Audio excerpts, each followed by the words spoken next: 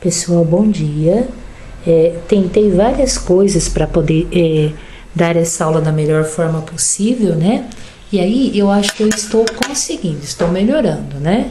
Então agora eu estou usando uma câmera, né? Então vamos ler a questão, o exemplo número 2, né? 3 objetos com cargas elétricas idênticas estão alinhados como mostra a figura. Então nós temos o objeto A 2 centímetros dele temos o objeto B, e é importante que ele fala que as cargas são idênticas. A 6 centímetros de B temos o objeto C, né? O objeto C exerce sobre B uma força total de 5 vezes 10 a menos 4 newtons. Então, se eles têm cargas idênticas, são idênticas inclusive em sinal. Se eu sei a força elétrica entre B e C, e eles têm mesmo sinal, isso é uma força de repulsão. Então, eu vou falar que essa aqui é a força com que B repele C, e essa força aqui é a força com que C repele B. Tudo bem? Como é um par de forças ação e reação, elas têm o mesmo valor. E ele fala pra gente nesse exercício, né? Ele tá colocando exatamente essa questão pra gente. Ele tá colocando que essa força de interação entre BC, ela é igual, tô colocando o módulo dela, 5 vezes 10 elevado a menos 4 newtons. Tudo bem? E aí ele coloca a seguinte questão pra gente, né?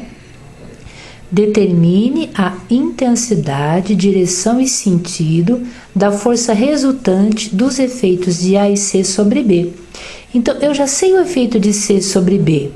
Como eu quero a resultante em B, o que eu preciso calcular ou determinar? A força que A exerce sobre B.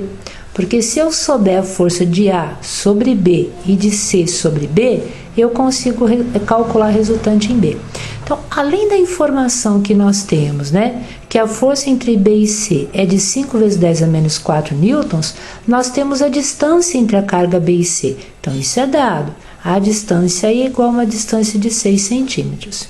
Então, como é que eu encontro, então, a força que A atua em B e B atua em A? Como é que eu faço isso, né? Como é que eu posso fazer essa construção? E aí, é muito interessante perceber que na figura, a distância de A a B é uma distância de 2 centímetros. Então, isso é uma construção que a gente tem que pensar nesse caso, né? Se fossem grandezas proporcionais, eu poderia pensar assim, olha, conforme a distância diminuiu, a força também diminuiu, mas não é verdade.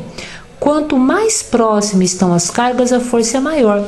Então, se eu perceber, de 6 para 2, eu fiz uma operação de dividir por 3. Então, essa distância, ela está 3 vezes menor do que a distância entre A e B, né?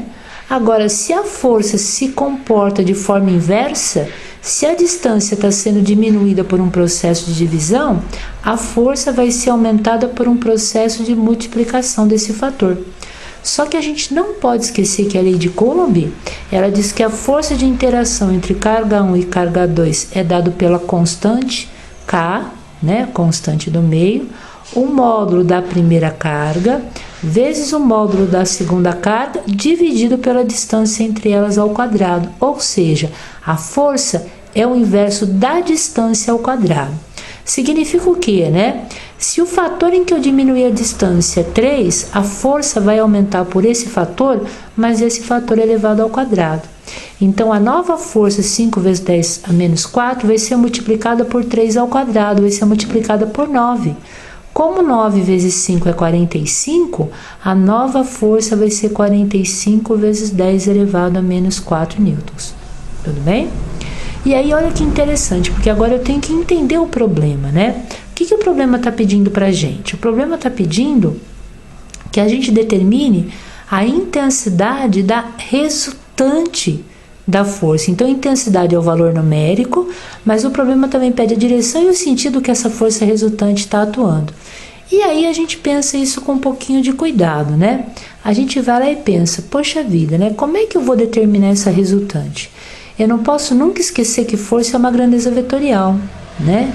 Então, ao trabalhar com força, eu tenho que fazer soma de vetores. E aí, se eu for analisar a carga B está sendo repelida por A por uma força que eu chamo de F de AB, que eu calculei que é 45 vezes 10 elevado a menos 4 newtons, mas ela também está sendo repelida pela carga C, né?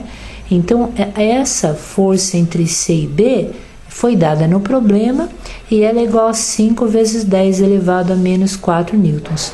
Então, quando a gente olha a figura, a gente vê que essa carga B está submetida às duas forças de mesma direção, mas sentidos opostos. Como é que eu encontro a resultante de vetor oposto, né? Eu subtraio um do outro. Então, a força resultante sobre a partícula B vai ser a diferença de 45 vezes 10 a menos 4 com 5 vezes 10 a menos 4. Então, 45 vezes 10 a menos 4 menos 5 vezes 10 a menos 4, isso aqui vai ser igual a 40 vezes 10 elevado a menos 4 newtons. Mas o que é isso, né, pessoal? Que resultado que é esse que eu estou obtendo? Eu estou obtendo o resultado da intensidade da resultante, ou seja, do valor numérico da resultante, né? Então, a intensidade dessa força resultante nós encontramos e é 40 vezes 10 elevado, desculpa, aqui é menos 4, né? A menos 4 newtons. Mas o problema me pede duas outras informações, né? O problema está me pedindo a direção e o sentido dessa resultante. Bom, então a gente analisa com cuidado, né? Como são forças opostas, eu subtraí para encontrar a intensidade, mas qual é a direção? A direção é da maior força apontando no sentido da maior força, né? Então, a gente sabe que a direção é uma direção horizontal e o sentido aponta para a direita. Essa é a resposta, tá bom? Espero que vocês tenham entendido. Vamos passar agora para a próxima questão, tá?